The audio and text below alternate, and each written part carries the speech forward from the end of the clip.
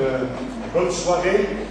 On a déjà bien commencé avec ces beaux chants, non pas parce qu'ils sont beaux seulement, mais je crois qu'ils nous aident à vraiment réaliser et ressentir la présence du Seigneur au milieu de nous. Amen. On ne le voit pas avec nos yeux, mais il est là.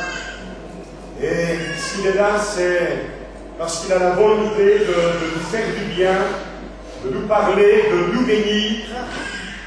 Vous savez, avec le Seigneur, il faut s'attendre à ce qu'il aille au bout des choses avec nous. Il n'y a aucune superficialité dans le Seigneur. Et quand il commence une œuvre, la Bible dit, il veut la mener à bien. Et si vous lui donnez les clés de votre vie, si vous lui donnez le volant, si vous lui donnez le gouvernail, alors il vous mènera sûrement. C'est quelqu'un d'extraordinaire. Chaque chrétien dans ce lieu de réunion, chaque chrétien sur la face de la terre pourrait vous dire, il ne nous a jamais déçus. Il ne fait pas toujours notre volonté, il ne va pas toujours dans notre direction. Quelquefois il s'oppose, quelquefois il nous bloque, mais finalement avec le temps, on peut rendre témoignage, c'est lui qui avait raison. La Bible dit, les gens rendaient témoignage dans l'Évangile, il fait tout à merveille. Et si vous lui donnez, lui, les clés, il fera vraiment tout à merveille dans votre vie. Le papa de mon épouse, de mon père, moi je l'ai connu, c'était un agneau. Un agneau. Moi je n'ai pas connu cet homme avant. Moi je l'ai connu comme un agneau. Mais avant c'était un loup. Il y a vraiment eu un changement de vie chez lui. Quand il avait le couteau planté pratiquement dans le cou de son épouse, ça, c'était la réalité qu'il vivait. 11 enfants à la maison. C'était un loup. On peut presque dire un loup solitaire. Mais le Seigneur est capable de changer les loups en agneaux. Et le Seigneur peut changer votre vie ce soir. Il peut changer votre situation. Il peut venir dans votre maison. Il peut intervenir. Et lui pourra donner cette bénédiction dont la Bible dit qu'elle n'est suivie d'aucun chagrin. Je voudrais vous dire le prix de la bénédiction. Je voudrais vous dire ce soir ce que ça coûte d'être béni, ce que ça coûte d'être guéri. Moi, j'aimerais vous dire ce soir ce que ça coûte, ce que ça vaut de devenir un homme ou une femme libre. Moi, je voudrais te dire, peut-être, jeune homme, jeune fille, le prix que ça coûte pour que tu sois libéré de la drogue, de la pornographie. Moi, je voudrais dire à quelqu'un ce soir le prix que ça coûte pour être délivré de l'amour de l'argent, peut-être de la passion du jeu. Je voudrais dire peut-être à quelqu'un ce soir ce que ça vaut, ce que ça coûte, le prix que ça vaut pour passer de l'état d'un loup en agneau. Je voudrais dire peut-être ce soir à quelqu'un qui est en train de pleurer parce qu'il vit son drame ou elle vit son drame, parce que la situation est difficile, vous ne savez plus comment faire pour vous en sortir. J'aimerais vous encourager ce soir et vous dire que quelqu'un a payé un prix pour que Dieu change, comme le dit la parole de Dieu, le deuil en allégresse. Alléluia. Pour que Dieu sèche vos larmes, pour que le Seigneur ce soir intervienne glorieusement dans votre situation. Vous pouvez sortir de ce lieu en étant un homme ou une femme complètement changé, avec une véritable espérance dans le cœur. Dieu l'a fait pour nous. Un jour on a compris, on a commencé à comprendre, on a commencé peut-être à saisir simplement du bout du doigt le prix que ça a valu. Et ce prix que cela a coûté, c'est pas nous avec un chèque qu'on peut le remplir. On ne peut pas acheter Dieu, on ne peut pas payer Dieu. On n'a rien à faire. C'est déjà payé. Et ça a coûté tellement cher. C'est un prix inestimable. L'apôtre Paul, en écrivant à des chrétiens à l'église de Corinthe, disait, de rappeler à ces chrétiens qui avaient fait une expérience personnelle de conversion, des gens, des hommes, des femmes nés de nouveau, qui avaient été eux aussi transformés, là au début de l'ère chrétienne. L'apôtre Paul leur rappelait qu'ils avaient été rachetés à un grand prix. L'apôtre Pierre prêchait partout quand il en avait l'occasion, et il disait, vous avez été rachetés non pas par de l'or, de l'argent, c'est pas suffisant, mais par le sang précieux de Jésus, de l'agneau. Quand Jean-Baptiste a vu Jésus venir aux eaux du Jourdain pour être baptisé, il a adressé un message extraordinaire. Et ce message retentit encore partout dans le monde. Quand il a vu Jésus venir, il a dit, voici l'agneau de Dieu qui enlève le péché du monde. Est-ce que vous voulez lire avec moi quelques versets dans l'évangile de Jean, au chapitre 19 ? J'aimerais qu'on puisse lire à partir du verset 16. Pour moi, c'est l'histoire la plus dramatique au monde.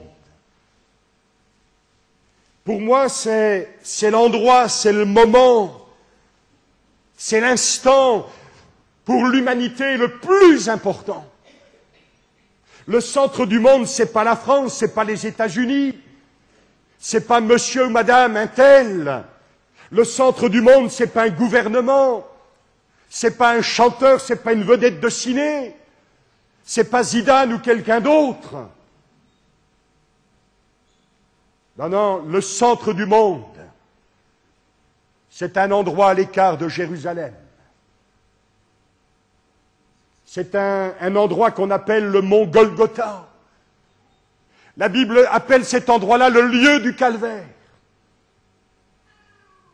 Ça, c'est le centre du monde. Parce que c'est là que Dieu le Père a un jour fixé les regards sur son Fils qui donnait sa vie. Paul avait raison de dire, soyez réconciliés avec Dieu au travers du sang de la croix. Et ce soir, dans ce lieu de réunion, plusieurs d'entre vous, vous avez un rendez-vous avec Dieu pour être réconciliés avec lui. Ce soir, le Seigneur veut toucher votre cœur. Il veut intervenir au plus profond de vous-même. Il va transformer plusieurs vies ce soir. Mais Jésus, il a fallu qu'il paye un prix inestimable. Je vous invite à lire au verset 16. Il est question de Pilate qui a pris une décision. Alors il le leur livra pour être crucifié. Ils prirent donc Jésus et l'emmenèrent. Jésus, portant sa croix, arriva au lieu du crâne, qui se nomme en hébreu Golgotha. C'est là qu'il fut crucifié. Deux autres avec lui, un de chaque côté, Jésus au milieu. Pilate fit une inscription qu'il plaça sur la croix et qui était ainsi conçue, Jésus de Nazareth, roi des Juifs. Beaucoup de Juifs lurent cette inscription parce que le lieu où Jésus fut crucifié était près de la ville. Elle était en hébreu, en grec et en latin. Les principaux sacrificateurs des Juifs dirent à Pilate, « N'écris pas roi des Juifs !» Mais écrit qu'il a dit, « Je suis roi des Juifs !» Pilate répondit, « Ce que j'ai écrit, je l'ai écrit. » Les soldats, après avoir crucifié Jésus, prirent ses vêtements et ils en firent 4 parts, une part pour chaque soldat. Ils prirent aussi sa tunique qui étaient sans couture, d'un seul tissu, depuis le haut jusqu'en bas. Et ils dirent entre eux, ne la déchirons pas, mais tirons sort à qui elle sera. Cela arriva afin que s'accomplisse cette parole de l'Écriture. Ils se sont partagés mes vêtements, ils ont tiré au sort ma tunique. Voilà ce que firent les soldats. Près de la croix de Jésus se tenait sa mère et la sœur de sa mère, Marie, femme de Clopas, et Marie de Magdala. Jésus, voyant sa mère et auprès d'elle le disciple qu'il aimait, dit à sa mère, « Femme, voilà ton fils. » Puis il dit au disciple, « Voilà ta mère. » Et dès ce moment, le disciple l'a pris chez lui. Après cela, Jésus, qui savait que tout était déjà consommé, dit, afin que l'Écriture soit accomplie, « J'ai soif. » Il y avait là un vase plein de vinaigre. Les soldats en remplirent une éponge et l'ayant fixé une branche d'hysope, ils l'approchèrent de sa bouche. Quand Jésus prit le vinaigre, il dit, « Tout est accompli. » Et baissant la tête, il rendit l'esprit. Amen. Pour moi, ça, c'est le centre de l'histoire du monde. Un jour, un homme, un prédicateur, un frère allemand qui s'est beaucoup occupé de l'Église persécutée dans le monde, est allé faire une mission d'évangélisation au Nicaragua. Et puis ensuite, il avait rendez-vous aux États-Unis pour une autre mission, prêcher l'Évangile.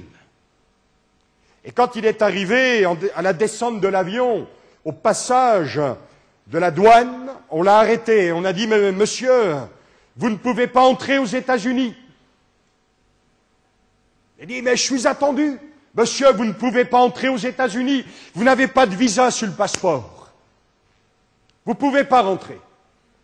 Il dit, mais moi, je suis attendu. Et puis ça a attiré l'attention d'un autre policier qui était un petit peu à l'écart. Et puis il est arrivé, il a demandé ce qui se passait. Et puis on lui a dit, mais c'est un homme, il n'a pas de visa, ses papiers ne sont pas en ordre. Et puis il veut entrer aux États-Unis, il dit qu'il est pasteur, il veut prêcher l'Évangile. Et ça a attiré la curiosité de ce policier, parce qu'il était lui aussi chrétien. Alors il a dit, allez, tout le monde se calme, on va arranger tout ça. Et puis il a demandé au prédicateur, vous prêchez l'Évangile, vous êtes chrétien? Et l'autre, oui, oui, oui, il a commencé à espérer. Alors citez-moi Jean 3,16. Vous connaissez Jean 3,16? Car Dieu a tellement aimé le monde qu'il a donné son Fils. Alors quand le policier a entendu le verset, il a dit, c'est bon. On lui donne le visa gratuit en plus. Vous connaissez, vous, Jean 3,16 dans votre cœur? Vous l'avez expérimenté? Est-ce que chacun dans ce lieu de réunion ce soir sait ce que ça représente? On a dit tellement de choses sur Jésus. On lui en a mis tellement sur le dos. Il a tellement d'étiquettes partout.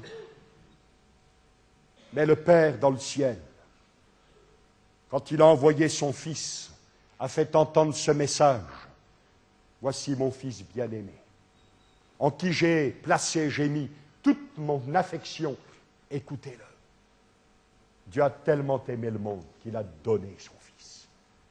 Dieu t'a tellement aimé qu'il a envoyé son Fils pour toi, pour que tu sois sauvé.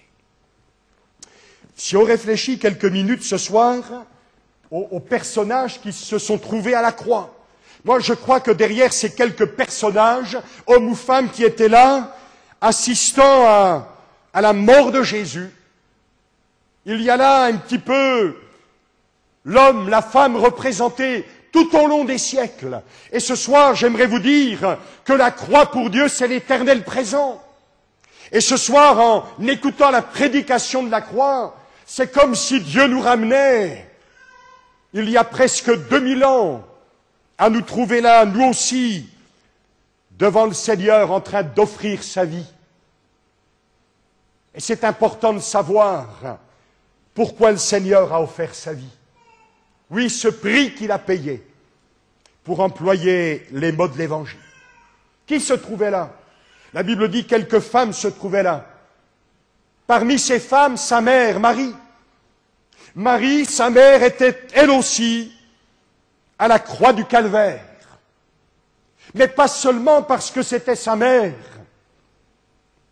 mais parce qu'elle avait elle aussi besoin, dans une expérience personnelle, profonde, authentique, elle avait besoin de réaliser pourquoi Jésus offrait sa vie sur la croix du Calvaire.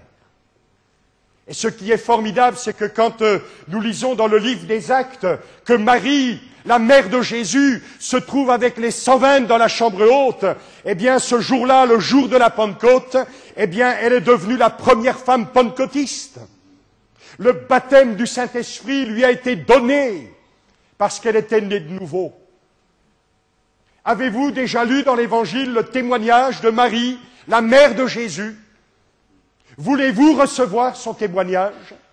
Elle-même disait, en s'approchant de Dieu dans la prière, « Tu as jeté tes yeux sur la bassesse de ta servante. » Elle disait dans sa prière, « Oh, je peux me réjouir, je peux chanter un cantique, parce que mon esprit se réjouit dans le Dieu de mon salut. » Cette femme invoquait Dieu pour être sauvée.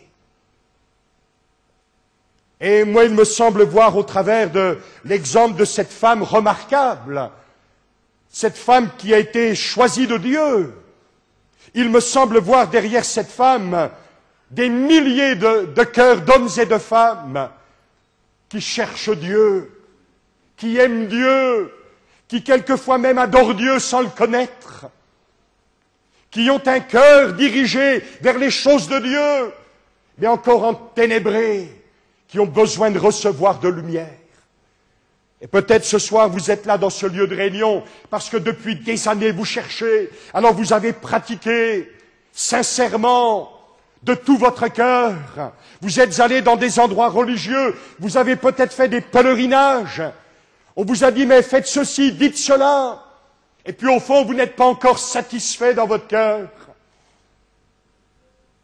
Il faut que vous ayez cette révélation de celui qui a donné sa vie pour vous et qui peut ce soir vous communiquer l'assurance du salut. Alléluia. Un jour, on a dit à un hindou, un habitant de l'Inde, cet Indien qui pratiquait l'hindouisme, on lui a dit, si tu veux trouver la paix dans ton cœur, eh bien, tu dois aller jusqu'à l'océan. Et cet homme devait parcourir des centaines de kilomètres. Mais pour agrémenter le voyage, on a dit à cet homme, tu sais, le salut, la paix intérieure, ça coûte cher. Alors tu vas mettre des sandales spéciales à tes pieds, avec des pointes, des clous qui vont traverser les sandales et meurtrir tes pieds.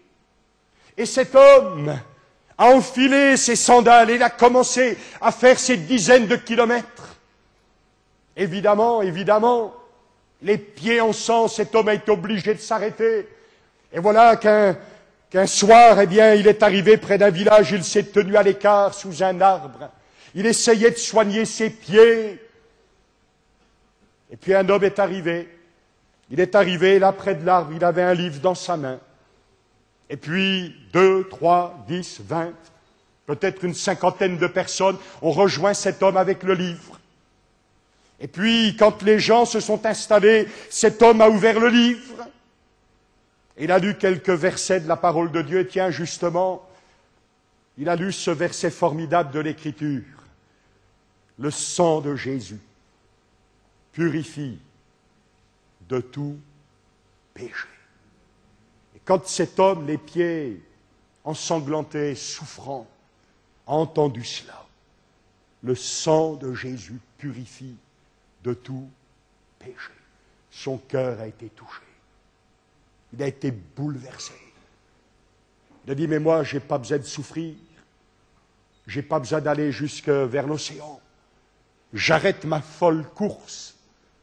Quelqu'un a payé à ma place. Quelqu'un a livré sa vie à ma place. Quelqu'un a versé son sang. Et quand cet homme a compris cela dans son cœur, la paix de Dieu est venue. Le pardon de Dieu s'est installé. la culpabilité de son péché est partie de sa conscience. Cet homme est devenu parfaitement libre parce qu'il a entendu le message qui libère. Êtes-vous satisfait de votre religion? Sûrement pas. Avez-vous de l'assurance? Sûrement pas. Le sang de Jésus purifie de tout péché. Donnez-lui votre cœur. Soyez comme Marie, venez aux pieds du Seigneur et dites-lui, Seigneur, pardonne mon péché, deviens mon sauveur, et vous recevrez l'assurance du salut. Vous allez naître de nouveau. Le Seigneur va établir une communion merveilleuse avec vous. Oh, une autre femme était là, et cette femme, qui était la mère de Jacques et de Jean, c'était une femme qui tenait un commerce de pêche. C'était l'entreprise familiale, ça marchait bien, l'argent rentrait. Et la Bible dit que cette femme, avec ses biens, et puis d'autres femmes avec elle, assistaient le Seigneur avec ses biens. Et cette femme se trouve elle aussi à la croix du Calvaire. Et elle va entendre le Seigneur dire, « Père, pardonne les péchés ». Elle va entendre ces paroles fortes de la croix. Et son cœur va être touché. Et elle aussi va devenir une authentique chrétienne. Et pour moi, cette femme, avec tous ses biens matériels, avec cet argent, avec ce bien-être terrestre, ça représente tout ce que l'homme peut avoir, mais sans Dieu, et qui n'apporte pas d'assurance pour l'autre côté. Savez-vous que Jésus a enseigné que même si nous pouvions gagner le monde entier, ce serait chèrement payé s'il fallait perdre son âme. Vous pouvez peut-être faire teinter les euros dans votre poche, mais sûrement pas la vie éternelle dans votre cœur. Vous pouvez peut-être tout vous payer ici-bas sur la terre, mais vous n'achèterez jamais la porte d'entrée pour le ciel. Et sûrement que plusieurs au milieu de nous qui pourraient dire « Moi, je peux changer de voiture souvent, je peux changer de vêtements souvent », sûrement que vous pourriez dire « Le vrai problème, c'est que je ne peux pas changer de cœur, je ne peux pas changer de caractère, je ne peux pas m'acheter une vraie joie, je ne peux pas me procurer une véritable paix. » Finalement, même l'homme riche sans Dieu, c'est un pauvre. Je me souviens, j'étais encore tout jeune pasteur, j'espère que j'ai encore de beaux restes, ça va?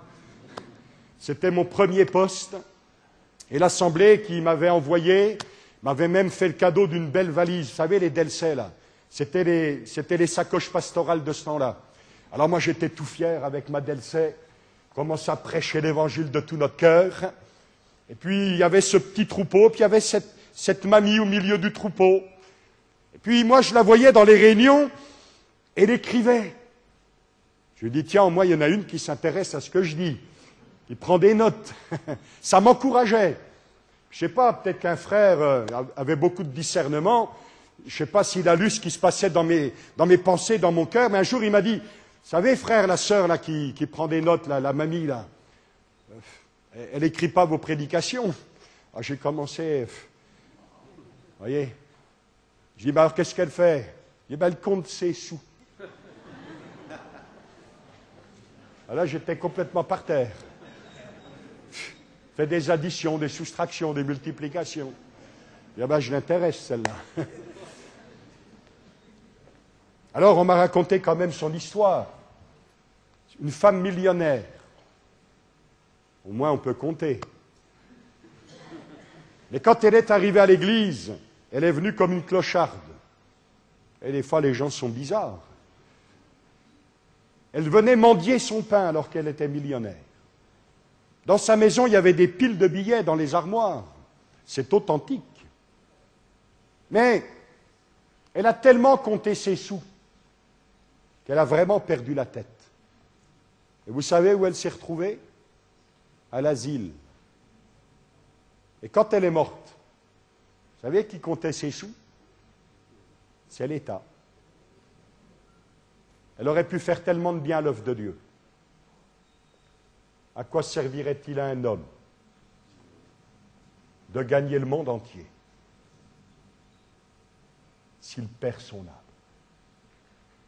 Peut-être quelqu'un, ce soir, est en train de trafiquer dans des affaires Vous aussi, vous comptez. Je vais faire ceci, je vais faire cela, j'ai mes projets. J'irai ici, j'irai là, j'ai mes affaires. Je vais engranger comme l'homme de la parabole.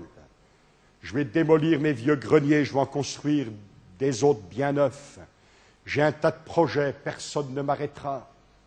Mon agenda, il est bien rempli. Un jour, j'ai rencontré un homme qui était en prison et accusé de choses assez difficiles à vivre. Et cet homme nous a dit, vous savez, moi j'avais un agenda rempli sur 3 années. Moi j'avais tout projeté, j'avais tout réglé. Il dit, aujourd'hui je suis en prison. Et cet homme a continué de dire, mais je suis content d'être en prison. Je suis content d'avoir tout perdu. Parce qu'un jour on m'a offert une Bible. Et quand j'ai commencé à lire la Bible, j'ai compris combien j'étais pauvre avant. Et cet homme a fait le bon choix. Est-ce que tu es quelqu'un qui est en train de trafiquer? Peut-être quelqu'un en train de t'inquiéter parce que tu ne t'en sors pas. Quelqu'un qui cherche à tout prix parce que l'amour de l'argent, c'est comme une prison en vous. J'aimerais vous dire que vous pouvez ce soir venir, vous installer au pied du Seigneur et regarder celui qui a donné sa vie. Celui qui a tout perdu, celui qui s'est donné entièrement pour que vous soyez sauvés. Oh, après quel soulagement! On n'est plus dominé par ces choses, on n'est plus esclave de ces choses. On peut honorer le Seigneur, on peut le servir, on peut compter sur lui. Il est le débiteur de personne, c'est un Seigneur formidable. Il n'a jamais laissé tomber aucun des siens. Sa bénédiction, c'est plus riche que le dollar, l'euro et la bourse. Il y a une autre femme qui se trouve à la croix du Calvaire, on ne sait pas trop bien qui c'est. J'ai envie de dire, je voudrais embarrasser personne avec ces personnes, mais moi je me considère comme quelqu'un de quelconque parmi les hommes. Mais c'est madame tout le monde. Quand elle passe dans la rue, personne ne se retourne. Elle n'a jamais eu sa photo dans le journal. On ne lui a jamais demandé quelque chose de spécial. Elle a une vie tout à fait ordinaire. Oui, c'est Madame Tout-le-Monde. Mais c'est formidable parce que Madame Tout-le-Monde, elle est aussi à la croix du Calvaire. Parce qu'elle aussi, elle a besoin que la grâce de Dieu passe dans sa vie. Et peut-être que cette femme, Madame Tout-le-Monde, pourrait dire, je mérite pas, c'est pas bon pour moi, c'est pas possible. Mais le Seigneur l'encourage, si, je suis mort aussi pour toi. C'est aussi pour toi la grâce. Tu ne m'es pas indifférent. Oui, Dieu ne fait exception de personne. Et cette femme, Madame Tout-le-Monde, peut-être vous, peut-être moi, réalisons tout d'un coup, mais Dieu s'intéresse à ma situation. Oui, Dieu m'aime. J'ai de la valeur à ses yeux. Il veut moi aussi me sauver. Il y a une autre femme qui est à la croix du Calvaire. Elle, on connaît son nom, on connaît un petit peu de son histoire. Elle s'appelle Marie de Magdala. La Bible dit que cette femme avait été délivrée de la puissance des démons. Dans sa vie, c'était déjà l'enfer sur terre. On ne sait pas ce qu'il avait amené dans cet esclavage, mais elle était liée par des puissances de ténèbres. Et un jour, le Seigneur est passé sur le chemin de misère de cette femme. Et il a commandé aux esprits de s'en aller. Elle est devenue parfaitement libre. Elle a fait une expérience extraordinaire de délivrance. Mais ce n'était pas suffisant. Il fallait qu'elle aussi réalise pourquoi Jésus mourait sur la croix. Être guéri, c'est formidable. Obtenir une bénédiction, c'est merveilleux. Vous savez, le Seigneur a tellement donné à tellement de gens qui ne se sont jamais engagés avec lui. Si tous ceux qui ont été bénis dans cette ville et les alentours étaient là, ben, il y a longtemps qu'il aurait fallu pousser les murs. C'est vrai partout en France. À côté de Nancy, une trentaine de kilomètres, il y a une ville qui s'appelle Lunéville. Et dans cette ville, il y a des années en arrière, au temps du premier prédicateur de l'Évangile qui a annoncé le message de Dieu, des aveugles ont été guéris, des paralytiques ont été guéris. Ces aveugles guéris distribuaient les invitations dans la rue. Aucun d'entre eux ne s'est converti. Un jour, j'ai vu un homme rentrer dans un lieu de réunion, une toute petite réunion. C'était un alcoolique de la tête aux pieds. Un vrai drame. Et cet homme a crié au secours dans la réunion. Alors, avec les quelques chrétiens qui étaient là, on a simplement prié pour cet homme. Ensuite, il est reparti. On l'a perdu de vue. Quelques semaines après, un chrétien qui était là le remarque dans la rue. Il a eu un peu d'hésitation parce qu'il se demandait si c'était lui ou pas. Alors, il se gare rapidement, il court après cet homme, il dit « Mais c'est pas vous qui êtes venu ?» Et le monsieur dit « Oui, oui, c'est bien moi. » Il dit « Mais vous savez, quand je suis reparti de la réunion, eh bien, j'ai été complètement délivré de l'alcoolisme. Des années d'alcoolisme. Il dit « Je suis reparti dans mon petit village et je suis allé frapper à la porte où se trouvait mon épouse. On était séparés depuis longtemps. Et mon épouse a ouvert la porte et quand elle m'a vu, elle m'a fait entrer. Elle a remarqué le changement. Et à nouveau, nous sommes ensemble. Il dit, c'est formidable parce que mes petits que je n'avais pas vus depuis des mois, je peux les serrer dans mes bras. Il dit là, dans mon petit village, le maire a aussi été touché par ma situation et il m'a trouvé un emploi. Cet homme a été délivré, il a retrouvé son épouse, il a serré ses enfants, il a retrouvé un emploi. Il n'a pas donné sa vie au Seigneur. Et vous? Vous n'allez pas faire ça quand même. Il y en a combien qui font ça? Priez pour moi, pasteur. Faites prier l'Église. On envoie des petits mots.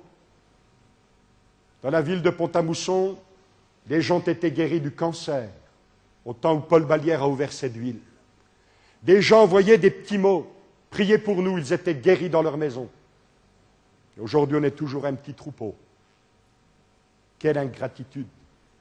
Mais il paraît que ça n'existe pas dans le sud de la France. Il n'y a que des gens qui savent dire merci.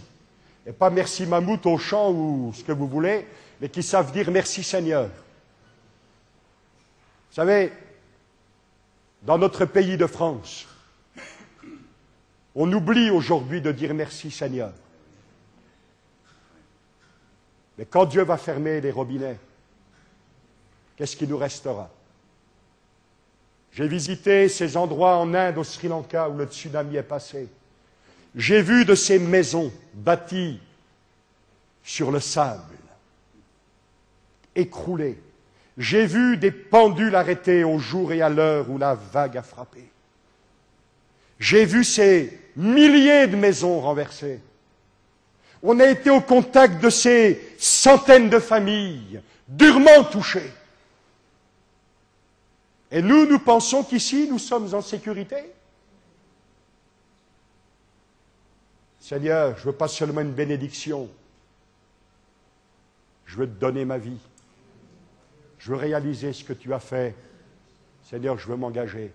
Je passe rapidement, mais à la croix, il y a un homme qui s'appelle Pilate. Qui ici aimerait appeler son fils Pilate? Moi, je n'aurais pas donné ce nom-là à mon fils. Moi, je lui ai donné Pierre. D'ailleurs, il lui ressemble assez. Jamais j'aurais eu l'idée de lui dire Pilate. Et combien de gens se frottent les mains? Quand on entend Jésus, on a un petit sourire, ou on est gêné. Oh, parler de Dieu, ça va encore, mais Jésus, c'est le gêneur encore aujourd'hui. Peut-être qu'au milieu de nous, c'est un combat dans le cœur de quelqu'un, mais il y a des luttes, c'est difficile parce que vous savez qui il est. Pilate savait qui était Jésus. Même sa femme lui a dit, mais c'est le juste. J'ai eu un songe. Fais attention qu'il n'y ait rien entre toi et lui. Pilate savait. Et quand il y a eu la pression, cet homme a été défait dans son cœur. Il a tourné le dos à Jésus. La Bible dit, c'est quand même dramatique. il leur a livré Jésus pour être crucifié. Moi, je valais pas mieux que Pilate, vous savez. Je me suis moqué aussi de Jésus. J'ai eu aussi mes sourires narquois. Comment ne pas bénir Dieu pour sa patience, sa grâce. Combien souvent il a frappé à la porte de mon cœur. Et sûrement qu'au milieu de nous, il y a quelqu'un. C'est un combat, mais c'est un temps de décision ce soir. Il faut quitter le clan Pilate pour arriver dans l'église du Seigneur Jésus-Christ, qui loue son Dieu. À la croix du Calvaire, il y a des gens qu'on appelle les passants. Vous savez ce que font les gens qui s'appellent les passants? Ils passent. Après, ils trépassent. Et ce n'est pas parce qu'on dit après tout est fini que c'est vrai. Quand tout est fini, tout commence. Quelqu'un dit la mort, ce n'est pas un point final, c'est une virgule. Vous avez compris cela? On peut essayer de se rassurer, mais au fond, quand on assiste à un enterrement, on baisse la tête. On n'a pas envie de rire. Les passants. J'ai pas le temps. Je ne veux pas réfléchir. Je jette un petit coup d'œil, mais je continue ma vie. À la croix du Calvaire, il y a aussi les moqueurs. Ils raillent Jésus. Ce sont même les religieux qui montrent l'exemple. On se moque de lui. Mais la Bible dit qu'un jour Dieu fermera la bouche des moqueurs. Un jour, un homme a interpellé un chrétien qui rendait témoignage et il s'est vraiment moqué de lui. Et le chrétien, lui, ne s'est pas démonté, lui, ne s'est pas défait. Il a dit, tu te moques de moi? Pas de problème, je te lance un défi. On va faire un pari. C'est pas bien pour un chrétien, ça, parier. Là, c'était bien. Je te parie que tu n'es pas capable de dire pendant 40 jours de suite, je vais mourir, mais je m'en moque.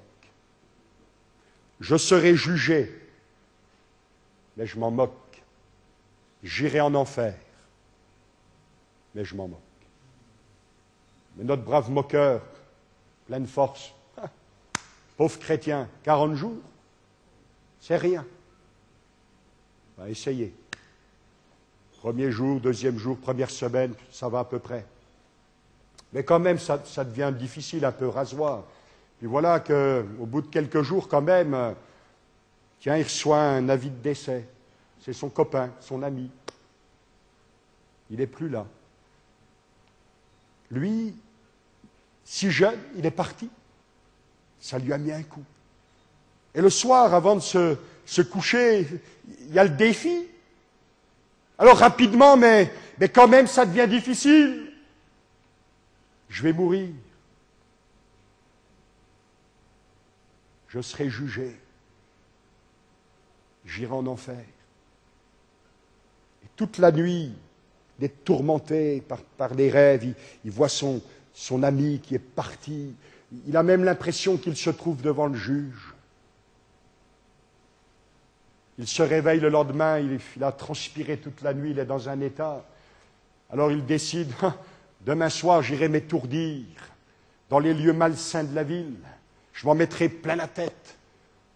Et quand il rentre à la maison, le pari, il est poursuivi, il est tourmenté. Il n'en peut plus, le pauvre. Alors il va, le lendemain ou le surlendemain, il va frapper à la porte du chrétien. Il va dire, mais prie pour moi. Parce que j'ai peur de mourir. Parce que si je meurs, je suis perdu pour l'éternité. Moi, je ne vous lance pas le pari. Ce n'est pas la peine d'aller vous tourmenter. Mais c'est quand même ce qui arrivera pour ceux qui ne veulent pas être réconciliés avec le Seigneur. J'aimerais terminer, on va prier. On va demander au Seigneur de toucher notre cœur. Le brigand, lui, s'est tourné vers le Seigneur. Souviens-toi de moi. Le centenier, c'est le Fils de Dieu. Il y a quelque chose qui a été changé dans son cœur. Je l'ai dit dans une réunion, les femmes, le matin de Pâques, elles ont vu que le tombeau était vide. Elles avaient affaire au Christ crucifié, ressuscité. Il est au milieu de nous ce soir. Quand Jésus est mort à la croix, il a pris nos péchés. Il a pris nos souffrances. Il s'est chargé de nos maladies. Et le Seigneur voudrait vous sauver ce soir, pour ceux qui n'ont pas l'assurance. Pendant que les têtes sont baissées, si quelqu'un voulait venir à lui et dire « Seigneur, sauve-moi ce soir. Change mon cœur. Seigneur, mets la paix dans mon âme. Seigneur, j'en peux plus, je ne sais plus comment faire. Seigneur, si je devais partir maintenant, je suis bon pour la perdition éternelle. Mais j'entends ce soir au travers de cet homme qu'il y a une vie éternelle. Jésus a été condamné pour que moi je sois délivré. Alors Seigneur, je te donne ma vie, je te donne mon cœur. Est-ce que quelqu'un veut faire cette expérience ce soir? J'aimerais que vous leviez la main là à votre place. Et nous allons prier le Seigneur. Madame, que Dieu vous bénisse. Sur le devant, que Dieu vous bénisse. Est-ce que quelqu'un d'autre, que Dieu vous bénisse? Là, je ne m'adresse pas aux chrétiens qui ont fait une expérience depuis des années, mais je m'adresse à des hommes et des femmes qui ont vraiment besoin de faire cette expérience avec le Seigneur. Ou peut-être quelqu'un s'est engagé il y a de cela des années, a perdu pied, ou alors ce n'était pas vraiment fait dans votre cœur. Alors c'est aussi pour vous ce soir, évidemment. Est-ce que quelqu'un d'autre voudrait ce soir lever sa main, non pas vers moi, mais comme lancer un SOS au Seigneur? Sauve mon âme, sauve-moi, Seigneur. Est-ce que quelqu'un d'autre veut lever sa main? Là-bas, je vous ai vu, que Dieu vous bénisse. Est-ce que quelqu'un d'autre, peut-être un Dieu vous bénisse au fond? Moi, j'essaie de vous regarder, mais même si je vous manque, le Seigneur, il ne va pas vous manquer, lui. Peut-être il y a un jeune homme, une jeune fille, qui a besoin ce soir d'être réconcilié avec le Seigneur, qui a besoin que Dieu change sa vie. Là-bas au fond, là au-dessus, que Dieu vous bénisse. Est-ce que quelqu'un d'autre voudrait lever sa main? Si je vous demandais ce soir, vous qui avez levé la main, simplement de vous lever à votre place, pour qu'on prie pour vous. Et je vais demander au pasteur Matina de s'approcher là sur la plateforme et je vais lui demander de prier pour vous. Vous allez vous attendre au Seigneur de tout votre cœur. Pendant que nous allons prier pour vous, priez pour vous. Et demandez au Seigneur qu'il vous fasse grâce. Et il le fera ce soir. Notre frère va prier. Gloire à toi, Seigneur. D'autres peuvent se lever. C'est un moment important. C'est un moment de grande décision. Je voudrais demander aux frères et sœurs de l'Assemblée de s'unir dans la prière. Nous voulons que quelque chose se passe en profondeur dans les cœurs. Alléluia. Seigneur, ce qui nous émerveille ce soir encore, c'est de réaliser ton immense amour, cet amour incommensurable. Comment toi, le Créateur des cieux et de la terre, tu t'intéresses à nous, misérables créatures que nous sommes.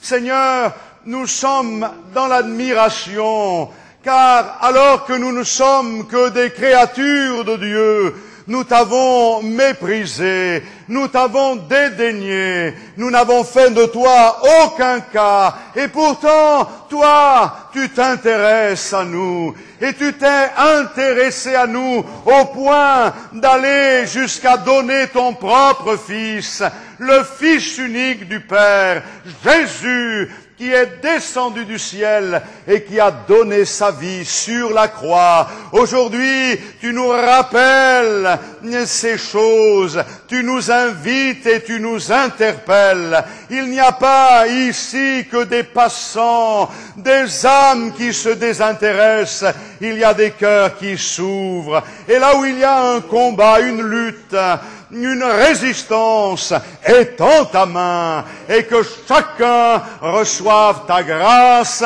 ton salut, ta délivrance, ton pardon, ta consolation, ta guérison, dans le nom de Jésus notre Sauveur. Et parce que nous croyons que tu le fais avec les frères et sœurs de cette assemblée et tous ceux que tu visites maintenant, nous te disons merci Seigneur. Merci du fond du cœur. À toi la louange et la gloire dans le nom de Jésus. Amen. Amen.